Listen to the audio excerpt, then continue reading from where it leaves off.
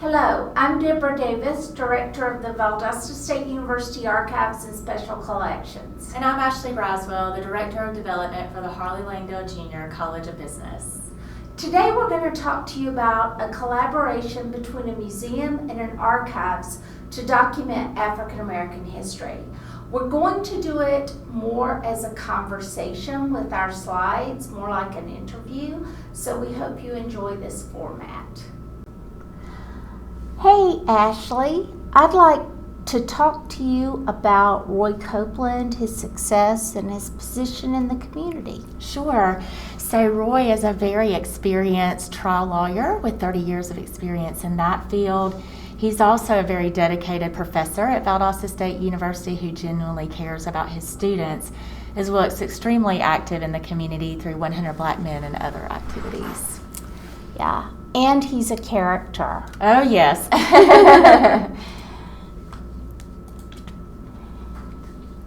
Tell us a little bit about Roy and Cheryl, who they are, their education work, and a little more about their place at VSU. So they are both wonderful people. They have been extremely active in their community.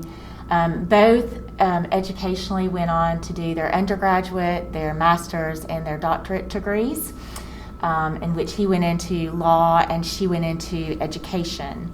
She was a teacher and then eventually retired as a principal of a local school system. Great. All right.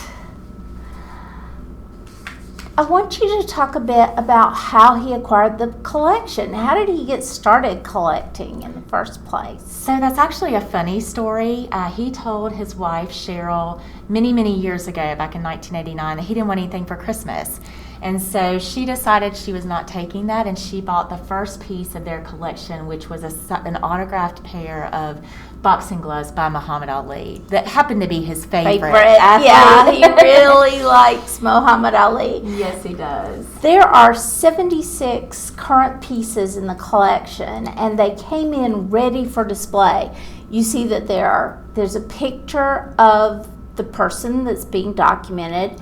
There's the item that is old, that is the primary source document that was collected.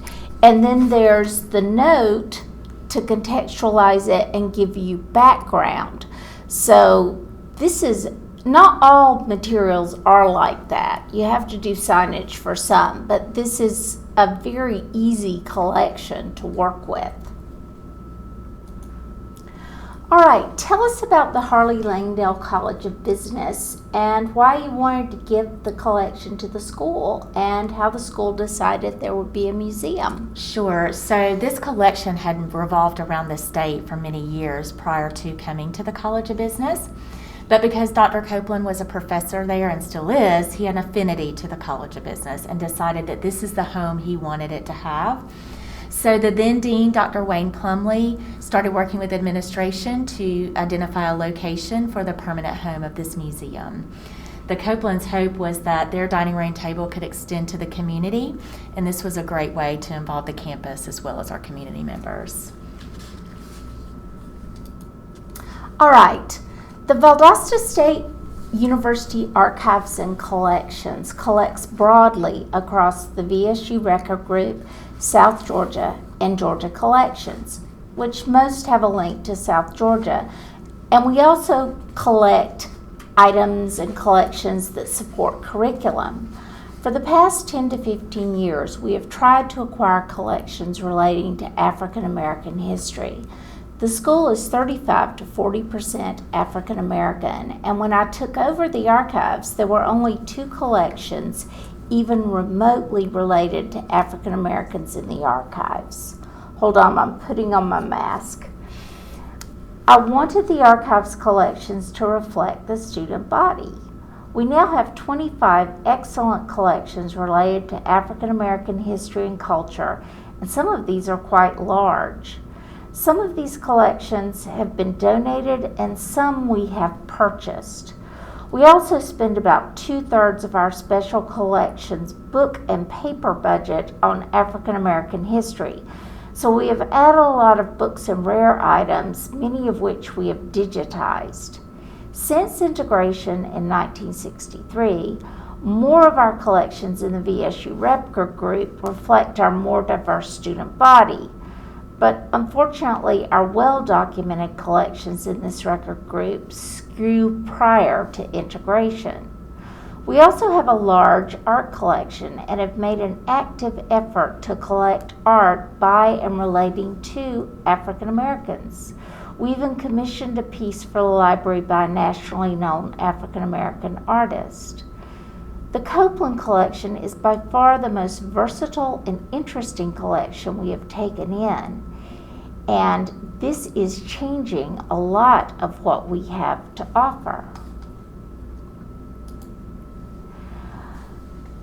A loan is an unusual stipulation for an archives. Many archives do not take loans, and for a good reason. The loaned items take up space and processing time and don't have a permanent place in the collection. They can be removed at any time. Because of the topic and value of this collection, and because we were the obvious choice to care for the collection, we were happy to agree to a loan, with stipulation that the materials could be used outside museum display. Also, because we were within the school and this was another section of the university, it was more likely that this collection would be permanently housed in the archives. So it was less of a risk to take it as a loan. The archives has done a complete processing of the collection into a finding aid on ArchiveSpace. For the first 2 years that had things coming in and not being displayed in the museum, we kept the collection separate, with descriptions and photographs only available in the archives. However, we have clarified our position by use outside the museum, and even items not on display are available for study and viewing in the archives and are in active use with history classes for primary source research and for other displays. We added descriptive information for each item, as you can see there, as well as a digital object so that people can view the complete collection of items outside the museum.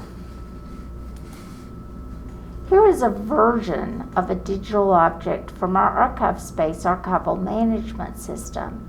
The pictures are not professional quality, but should give someone an idea if they want to see the physical object. These things are bulky, they're stored in big boxes, so we only take them out when people have a real reason to see them. All items are marked as on display in the finding aid when they're in the museum and in archives with a vault location when they're not. Again, note the framed display. There are the cufflinks, there's the discussion of the cufflinks.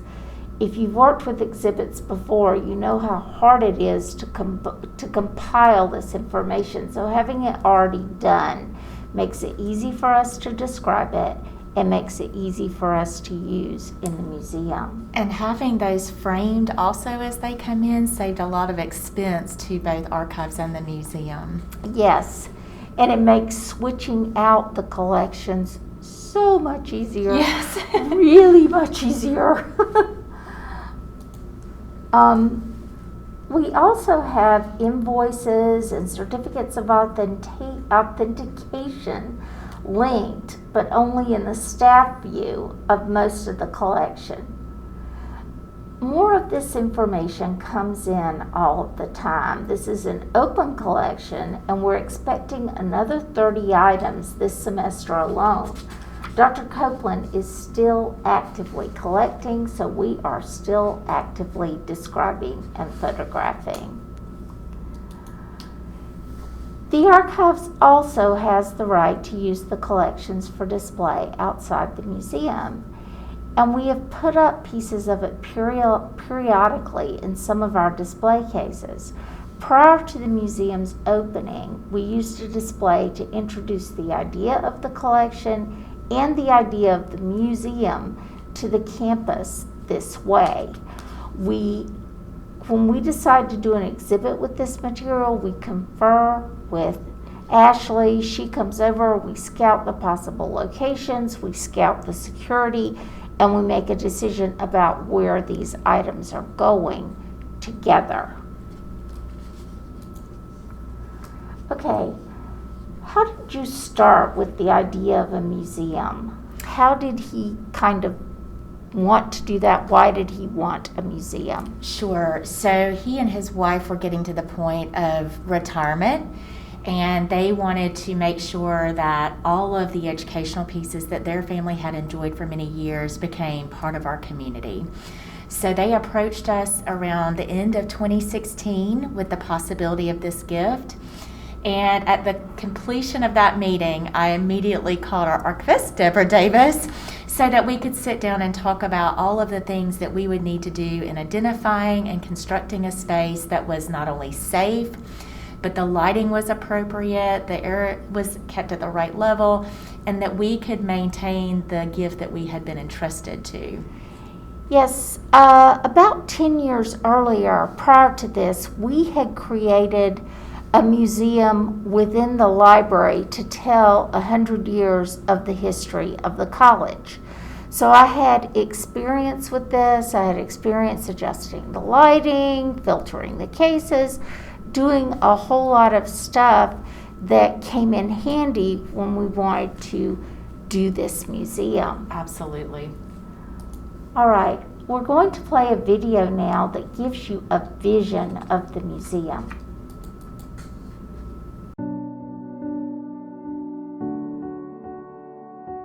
My name is Roy Copeland. I'm an associate professor of management, Valdosta State University. This collection belongs to the community. What you see here is maybe about 1/3 of the entire collection. I think it's important that we have kids come through this museum and learn a little more about African American history. Obviously, they're iconic figures, starting from the very beginning of enslavement of African Americans in this country, going up through the present day with Barack Obama and every person in between.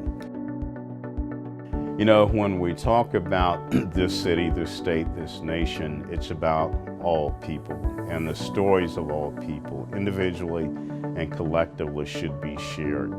With this project, there are several folks who contributed mightily to ensure that it happened. But not just happened, but it happened at a level where it is something that we can all say, this is a job well done. You will leave with something that perhaps you didn't know before. And that's what knowledge is all about, learning something and building on that.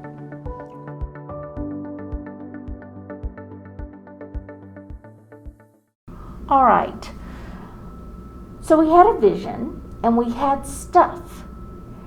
And when you create a museum, you have to start with money. So I'd like for you to talk about how you got the funding to even begin to do this. That's a great question. So we had several community members that understood what the vision for the museum was.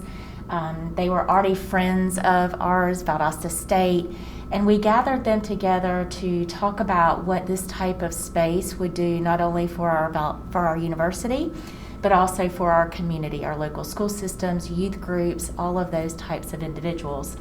And together we talked about the direction and what we needed to do, and those are the very individuals that stepped up to the plate and offered financial support, giving us the ability to create that renovation specific to what the museum needed to be not only successful, but to safeguard the items that would be contained within the museum. 6 of those, and you see those 6 groups or individuals on the screen, gave $7,500 each to support the efforts of the renovation, and then one of the 6 gave an in-kind gift of around $15,000 to $20,000 to provide all of the lighting that would provide that safe illumination for the pieces that were held within. And the Harley Langdale Junior College of Business and VSU also put in a good bit of money for the renovation and things like that. Not so much in money for renovation. That was actually handled by these individuals, but they provided a space, which does equate to, supporting the museum's efforts. That also involved campus police in monitoring that space. It also included having the archivist. So if you take the monetary value of the things that were incorporated into that, it's a significant gift. Yes. All right. We built the museum as a committee. I brought in experience on display and appropriate preservation issues involving displays and generally how to get such things done on campus. Who do you call? How do you hang it? Things like that.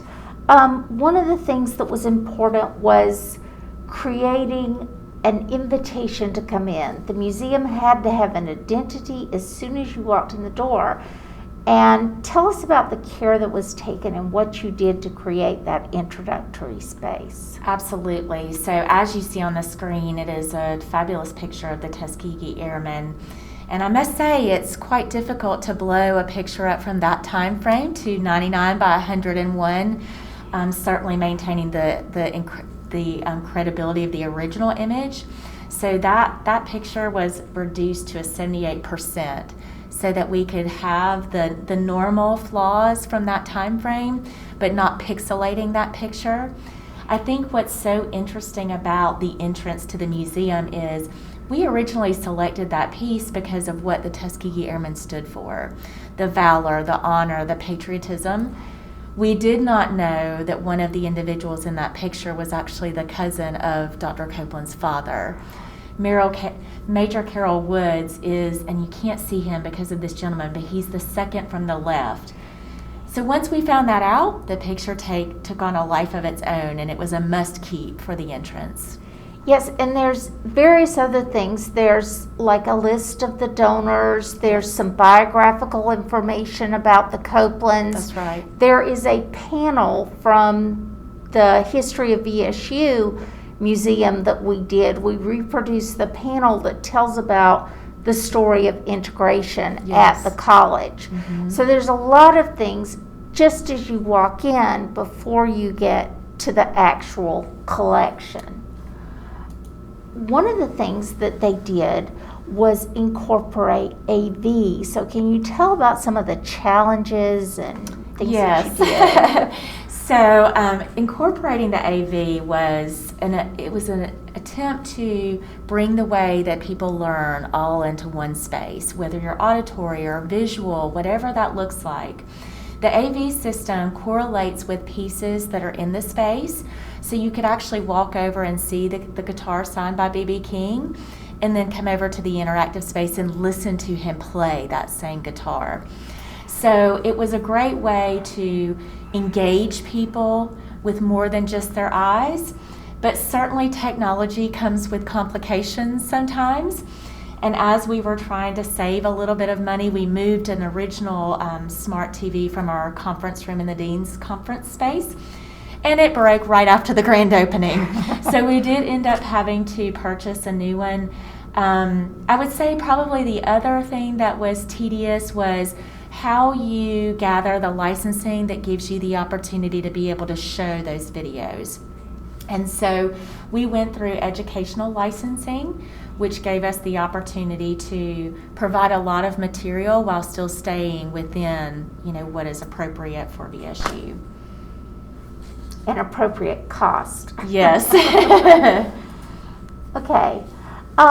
Marketing the museum was a challenge and a necessity. So what about the initial steps, and how did you get into USA Today? So we had a wonderful graduate assistant that she spent a lot of time in the beginning making sure that we had the opportunity to enlarge the footprint of the museum. And she was, very effective in reaching out to some of those regional marketing opportunities and drawing attention to our museum here in South Georgia. We had a lot of local coverage, but we were, like as you said, successful in getting in USA Today. That was actually a Black History Month edition, so that was great for us. We also had representation in the Tennessee Tribune, Georgia Magazine, and others like that. It's important because with our campus, a museum is not traditional. It's a college of business. So making sure that people know that we are there and we want them to come visit was imperative. All right, this shows that it was known around the state, that it got introduced around the state, and Ashley has addressed that a little bit, but we wanted to show that it appeared in statewide publications. And one thing about this museum, Valdosta State is primarily located in a location on North Patterson Street. However, a mile to a mile and a half away is another campus that originally started as Emory Junior College, and when that closed, that location came to Valdosta State, and it's where the business school, the nursing school, but it's not close. So when most people think of coming to Valdosta State, they think of coming to the main campus, not the North Campus. So we had to give the North Campus some identity other than the business school. That's right. That's right. And tell us a little bit about all this, the different ways you marketed. So I think that it's important to have a layered approach when marketing. And as you can see by the list, there's lots of different ways that we did that, both through media outlets, through student organizations, through marketing through athletics, and through classes. And I think when you look at some of those layers, especially when it's student types of organizations and athletics, you have the opportunity to overlap circles of influence. So as you bring in student organizations, we ask them to share that on their social media, to share that amongst their friend groups, as well as with athletics. Lots of other kids follow these individuals, and so word of mouth is a great way to promote what is actually on their campus. We actually had bus systems where we had marketing in each bus. So every time a student got on and off the bus, there was the Copeland African American Museum name and opportunities, so that maybe that would bring them to North Campus to see what we had going on. Yeah, that was a great idea. I got tons of ideas and felt really bad because we had marketed our museum locally and regionally to the South Georgia Museum, but we never did anything like this. Let's talk a little bit about the grand opening. So that was a great day. We had previously had a soft opening on November 1st, and this was our day to actually open to the public. And so we welcomed a Valdosta native, Josh Harvey Clemens, back to campus to help us really talk to the students and tell them why a space like this is important. He talked to them and said, this is a space where you can come in and see that no matter what barrier is in front of you, based on the people that you're witnessing in this museum, you can overcome anything. And so our community, our campus community, joined in this celebration as we cut the ribbon for this wonderful space, and it was open to the public. That is great. Here is some early numbers of tours conducted. How did you reach out to these different groups? So, the local campus groups were a little bit more easy to reach out to because they're there with us, part of the Blazer Nation family. But again, my graduate assistant and I developed invitations that were sent to the other school systems in our local community, letting them know not only about the museum's existence, but that we were open for tours, and we would love to become a partner of the teachers, the principals of those schools, and to collaborate in creating an experience that built into the standards and curriculum for the state. Excuse me, I have no idea what that was. One of the early groups was the athletes, and you reached out to the athletes in the VSU community. How exactly? So we have a wonderful football coach and basketball coach and volleyball coach. They're all very pro VSU. They're also very pro having spaces like this and promoting that to their students. So it was a really easy phone call conversation where we said, hey, we're here. We'd love to host your group. Obviously, this was during the pandemic, the first round of it. And so this gave those students that were not able to be competing in their current sports at the time an opportunity to not only support VSU's initiatives, but to come see a piece of history that's so important. Okay, and that right there in between the students is Roy Copeland's father's cousin, Yes, right? Now we Major get a good picture of him. Yes. They also had audiences that were very young. What did you do differently for such an audience? So that was really fun. And these kids were 4 and 5 years old. A lot of them had never been to a museum before. So we called in a retired teacher and said, come help us know what we don't know. And we separated the experience into 3 stations. There was a reading station where the children had a book read to them. There was a coloring station, and then the other group toured the museum, so they had plenty of space. We also used blue painter's tape to create the line in which they should navigate through the museum, and we scooted that back just a little bit so it was out of arm's reach, because we didn't want them to come into the space and tell them, don't touch this, no, don't do this. So at each stop where there was something for them to see, there were little feet on the ground giving them the indication that, hey, stop here, there's something that you need to see. And then in the interactive AV section, we created a kids corner. So instead of seeing the normal videos that would be witnessed by a college student or an adult, they watched Sesame Street with B.B. King, and that was a huge hit. That's great. That is great. Here's a high school, and there's a panel from our museum in the library. How'd you reach the high school groups? So again, this was by efforts of our graduate assistant, but this particular group, they are designated as leaders within their high school. So bringing them over to the museum was kind of a win-win. Obviously, to introduce them to the Copeland Museum and to have them experience it, but for them to help us lead by sharing that this space is available for others to visit. That's great. Tell a little bit about the impact of COVID on the museum. How long were you closed? How'd you reopen? Did you do something with social distancing?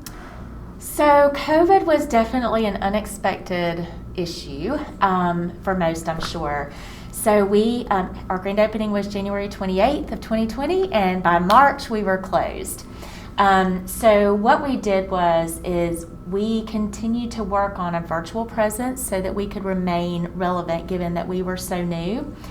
And then when the doors opened back up, about 8 months later, we did social distance. The museum at its current state is a quaint space, so we could allow about 5 people in there at a time while we were practicing social distancing.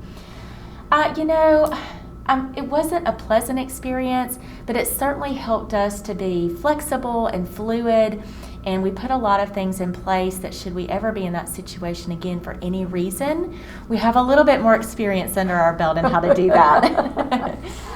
All right. Something else that was created was the Copeland Board of Trustees. Why have a Board of Trustees? What do they do? How do you envision them supporting the museum, and who's on it? So such an important thing to have in place. They not only guide us and oversee certain practices, but we actually took that board and divided it into positions. So we have some members that focus on fundraising, we have some members that focus on marketing, we have some members that focus on how we connect to the community and how we can collaborate more with the community. And that board is made up of a mixture of VSU employees as well as community leaders.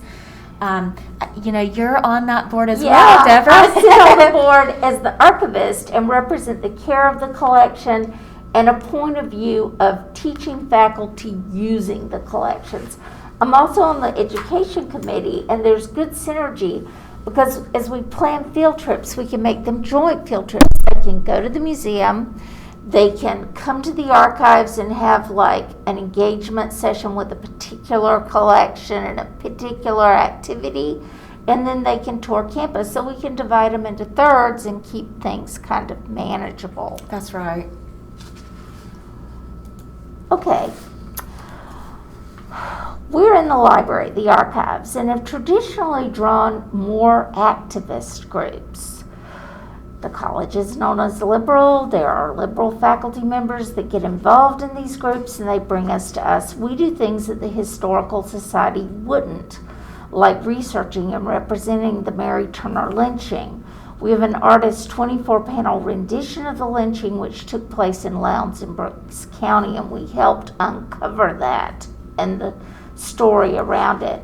We've had classes do projects that are part of the Mary Turner's project's work, such as transcribing the 1860 slave census for Georgia. We've also done research on the naming of roads for Confederate figures for movements that are trying to change the names of streets, and that movement did succeed here in Valdosta.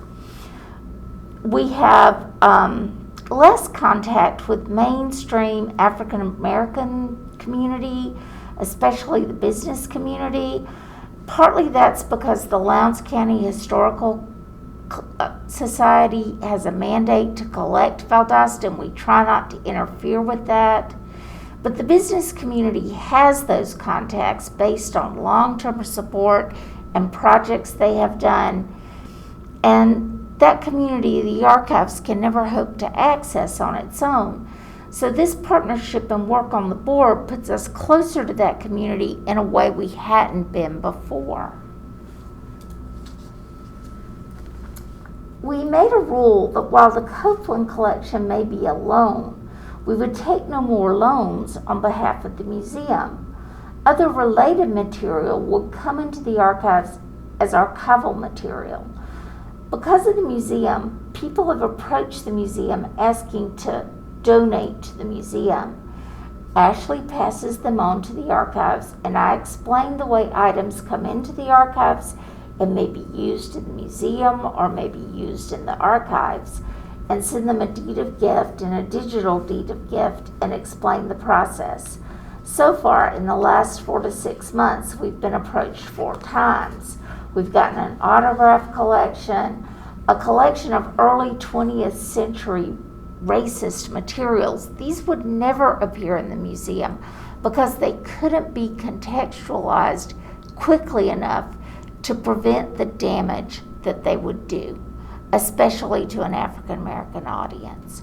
But with a class, you can keep them in a box, contextualize them, prepare people for what they're going to see so that by the time they open it, they know how to approach this material.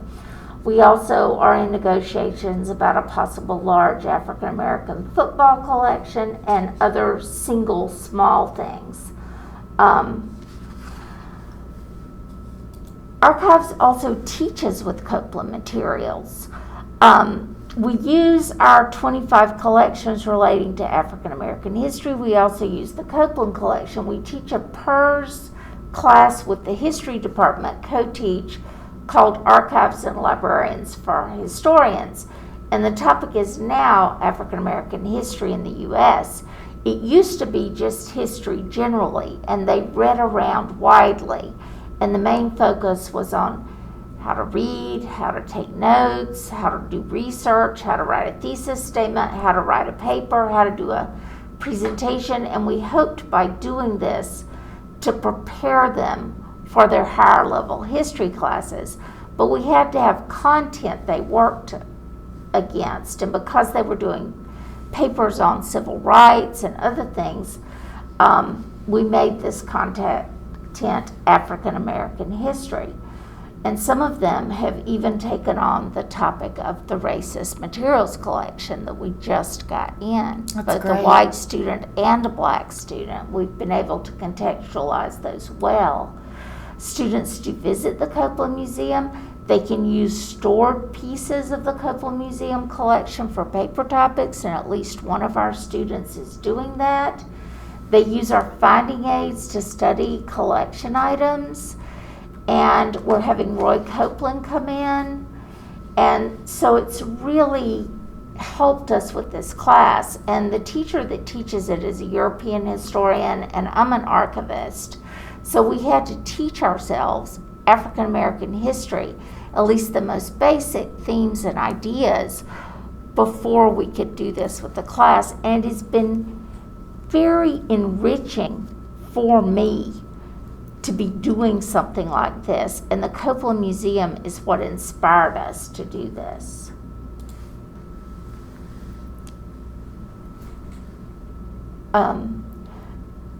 We also do programming. We're planning a lot for African American history. We're each sponsoring programs. The library's putting up a gallery exhibit on African art. What are some of the things? We are working on a Copeland Presents opportunity where there'll be something in the auditorium with a tour of the museum available after that. Fannie Lou Hamer production is coming to Valdosta State, so that's an opportunity to share that story. And as you can see, we have a newly NPHC plaza. Let's talk about that on the next slide. We're also having a daily scavenger hunt with questions that'll bring students to the museum or to the archives or to other sites on campus. One of the big things that we're trying to do is this National Panhellenic Council, which is African American fraternities and sororities. We're building a plaza. The African American community raised over $130,000 Exceeded their goal. 30 days. So the support and interest from the Black community is there for something that celebrates Black life and achievement. Absolutely. I think, and that's something that you see within the museum too, because accomplishments are being celebrated that may not have been celebrated in the past. Yes.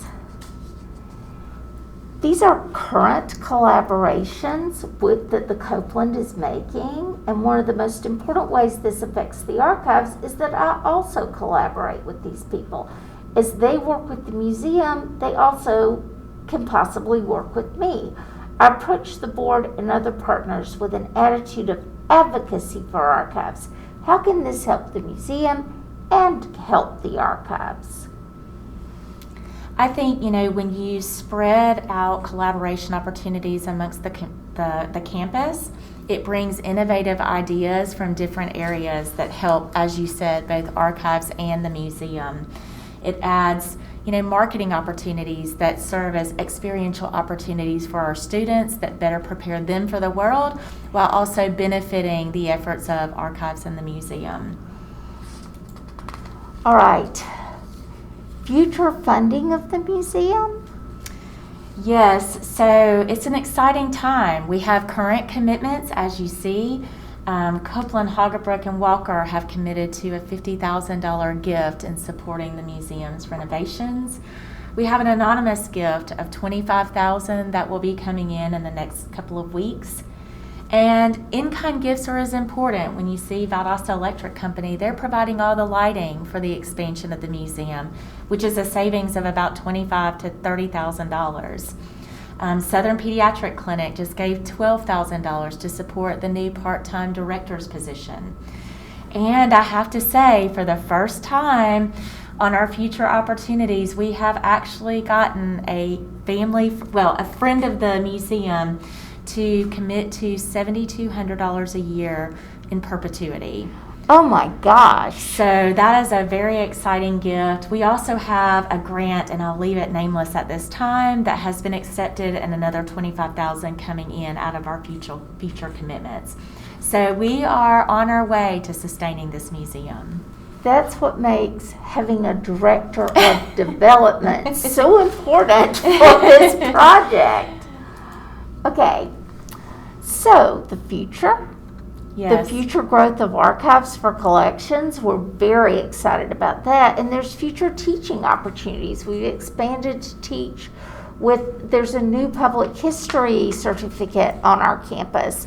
And so both of us are working with that professor and with those classes. There's been talk of an oral history project and future story presentations. Those oral histories would become part of the archives. It's a great opportunity. There's a lot that can happen with this future opportunity, and I know that more and more faculty are finding out about ways that they can enrich their students' education through these opportunities. So I'm super excited about the collaboration in the future. And there's also going to be a physical expansion of the museum. There is, yes. It'll be in 2 phases. The first phase incorporates the internal offices, which will give the museum more space to hang more pieces.